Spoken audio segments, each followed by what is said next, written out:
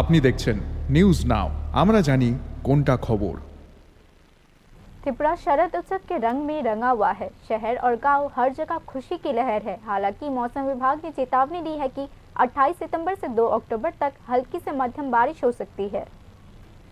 राज्य के लोग शरद उत्सव के उल्लास में डूबे हुए हैं। शहर से लेकर गांव तक हर जगह पंडाल, रोशनी और सांस्कृतिक कार्यक्रम सजे हुए हैं। जुलूस, नृत्य, संगीत और रंग बिरंगी रोशनी ने इस दौरान पूरे राज्य को उत्सवमय बना दिया है। हालांकि इस खुशी के बीच मौसम विभाग ने मौसम को लेकर कुछ चेतावनियां जारी की है। मौसम विभाग के पूर्व अनुमान के अनुसार 28 सितंबर से 2 अक्टूबर तक विभिन्न जिलों में छिटपुट से हल्की से मध्यम बारिश हो सकती है। मौसम विभाग ने कहा है कि राज्य में इस समय दक्षिण पश्चिम मानसून सक्रिय है, जिसके कारण बारिश हो सकती है। मौसम विभाग के पूर्व अनुमान के अनुसार मानसून आधिकारिक तौर पर 18 अक्टूबर को त्रिपुरा से विदा होगी।